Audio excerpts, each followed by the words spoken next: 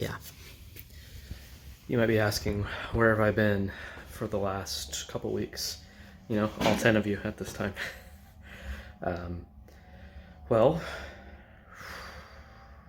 about 2 weeks ago. It's a few days out from uploading another video on the, the Power Vision with the AutoTune and all that stuff. And blew the motor in the V-Rod. Yeah.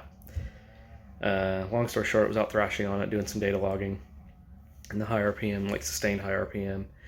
And it started knocking and locked up on me. So, yeah. What I just showed you on the drain plug is the little bits of metal that are left after I drain the oil here.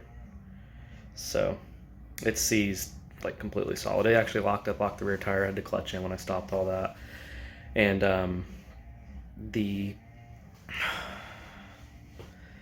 it started knocking like right before that happened. And the pipes are so loud, it's like was it a knock or an exhaust tick? So, but yeah, it's locked up solid. I just came out yesterday when I still had the battery and I had everything, hooked up. I tried to get it to even crank and it won't move. It's locked solid still.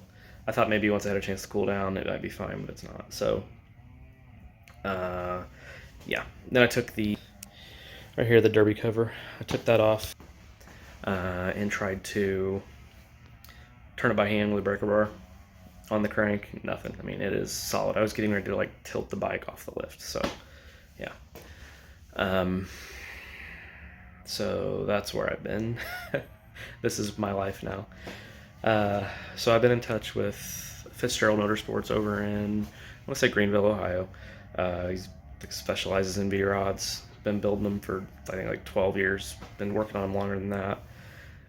So I've worked with him a little bit. So I'm going to pull the motor out this weekend. And then the following weekend, I'm going to get it over to Fitzgerald's, and he and I are going to tear it down together and see what the damage is. That being said, at minimum,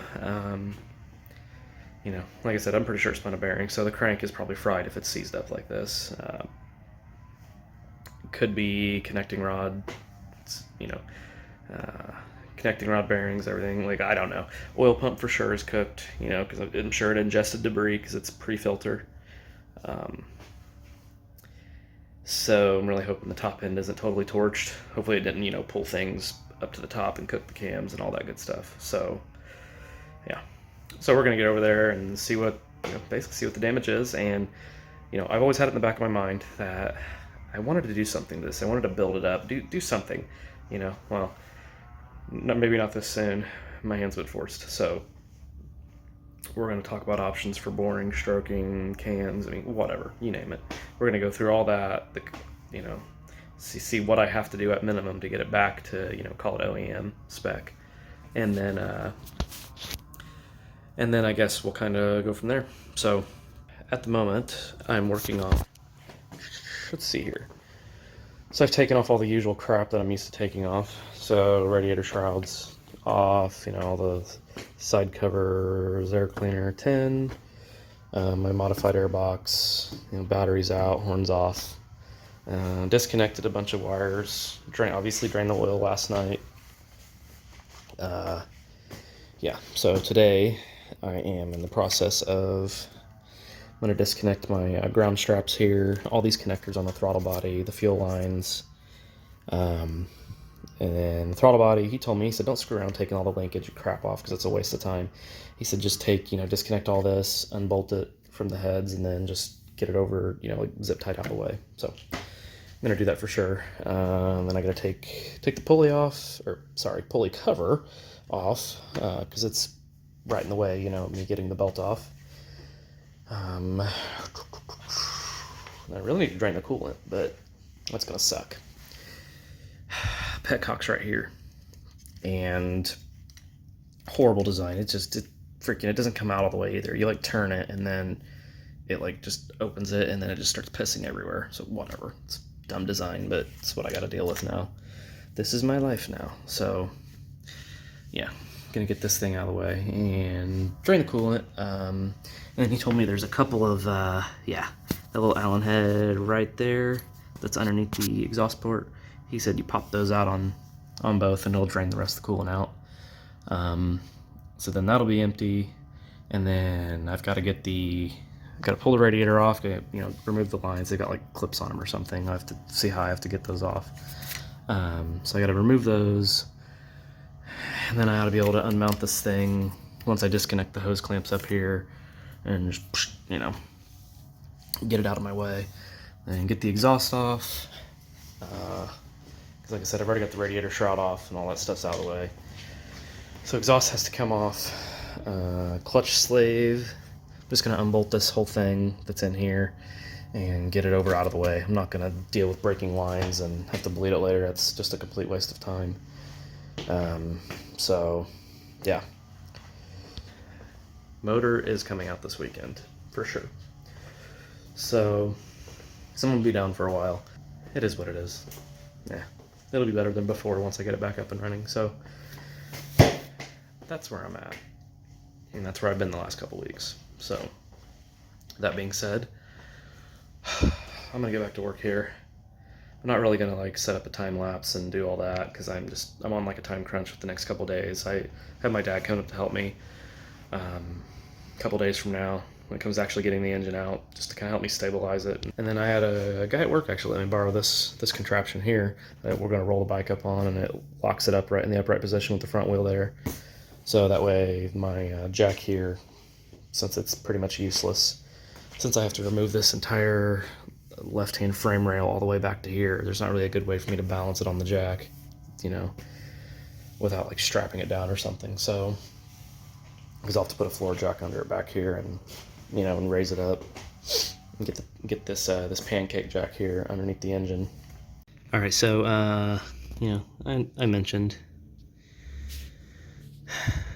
all the metal and material on this, right? Well, okay. Now I just tipped the drain pan up to, dump it in my container here. Check out the glue we have going on. Look at all this. There's a couple pretty good sized chunks in there.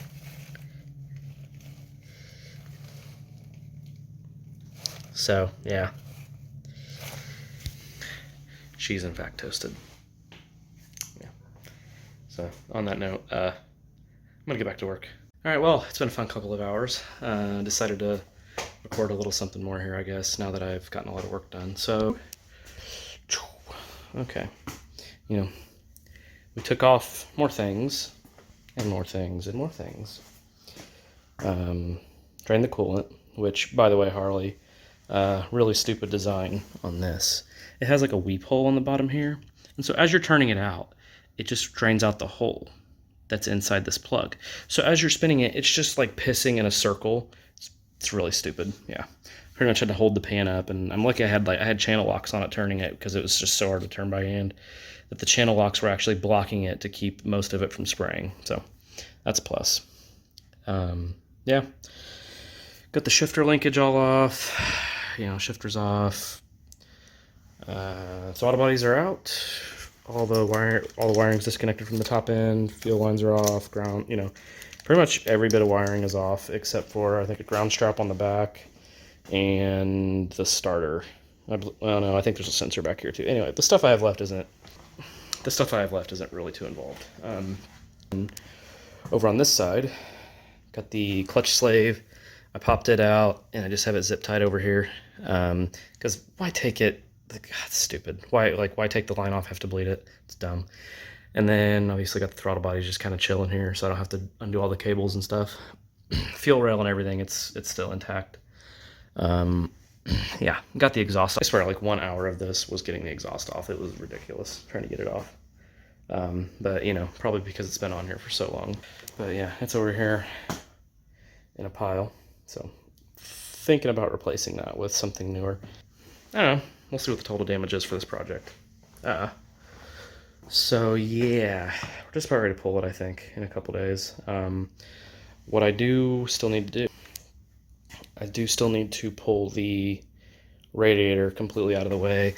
Like I said, I have to disconnect the starter, which that's just literally one pull. That's nothing. I got to get these 2 oil lines off. Yeah, right there and right there. Gonna do that. I got to pop a couple hose clamps off up here.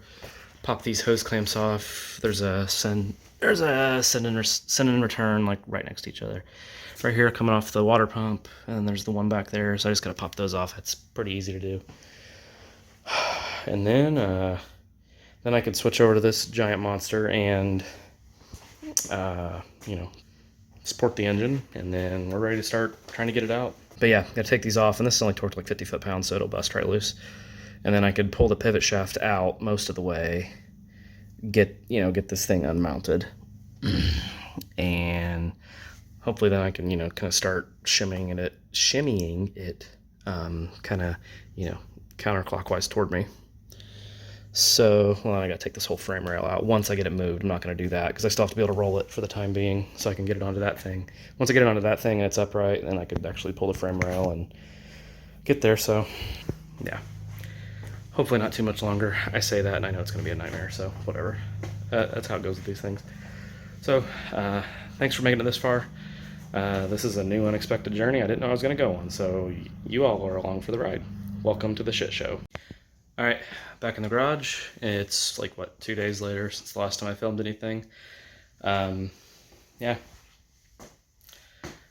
pulled it off. Engine is out. Actually, it was a lot better than what I thought it was going to be. I've still got even more parts laying around over here. Not near as heavy as I thought it was going to be. Me and my dad were able to lift it up pretty easily and carry it over here once we kind of got it worked loose and taken out. I hate how freaking motorcycles have the swing arm, the pivot shaft. They put it through the engine case, which it's kind of like a motor mount, so I guess it kind of makes sense. I mean, from an engineering perspective, keeping the belt tight, I could see no other way to do it really, but okay. Anyway, had to pull that whole frame rail out, and yeah, I got this nice little jig that I got me borrow, so thanks a lot, man. This made my life a lot easier. Got the stand in the front that helped keep it stable, and then I was able to put a flat jack under it right here to stabilize the rest of it while we loosened the axle in the back, and then we're able to get the pivot shaft out. So that worked out well. God, the worst part this morning was getting all the radiator hoses and stuff like that off. I mean, they've been stuck on there for God knows how long. So they're here. So that's probably the worst part. That front motor mount sucked too. That thing was insanely tight. I had to get out. It's like an 8mm bolt or something, I think. I don't remember. I had to break out the 1/2-inch breaker bar for that one. Yeah. But other than that, wasn't too bad. That's the frame rail there, sitting here. So I noticed when I got this exhaust off without the heat shields, of course it's like grabbing on there. There we go. Probably gonna take those and have them powder coated. The other one's still attached to this one. I didn't take it off. It's just like held on with hose clamps. That's pretty common. But this one, I mean, geez, if I can avoid making more damage. This part, like right here, is like on the, imagine if the front of the bike's like right here toward the radiator. This part is the part your boot hits, and so it's just beat all to hell. So I'm thinking about if I keep this exhaust, sanding these down and repainting them, make them look a lot better, because that was definitely the worst looking part of the bike, was that exhaust. I mean, it's an old Reinhardt, so that's the back piece there. So I don't know, I might put something new on it before I by the time I get done with all the rest of this mess. So we'll see. And I am a horrible YouTuber, because I was going to set up my GoPro and take a time lapse of my dad and I pulling the motor out, but it didn't happen. Totally forgot to do it this morning. So we just got to work and pulled it out, and it wasn't bad. I mean, I had to stop at one point and go to Lowe's to get a 30mm socket to get the swing arm nut off, or the pivot shaft nut off, because I didn't have a 30mm. So, but that was the only hiccup really. It took us a couple hours, wasn't bad. It was pretty obvious, once you kind of get everything disconnected, pretty obvious what you have to do. As far as removing the front motor mount, which actually mounted up here, and then pulling this out, you kind of just had to work the engine forward and then turn it at a 45-degree angle, and it slid right out. It wasn't even close to hitting anything once we got everything out of the way. Yeah, job well done there. So I'm pretty happy with that. And then next weekend, Gonna load this in the back of the car and make the hour-and-a-half trip over to Greenville to Scott Fitzgerald's shop. And then he and I are gonna tear into this thing and see what the damage is. So stay tuned for that one. Hopefully I'll make a video while we're over there. I'll see what he says. I don't know if he's okay with it, but I'll try to get some pictures and stuff like that and explain what happened, and then kind of talk about next steps and what I'm gonna do and what the timeline's gonna look like. So thanks for joining me. Tune in next time, because it's gonna be fun. This thing's gonna be a ripper when it's done. I'm pretty excited for it. So yeah, thanks for watching, and I will see you on the next one.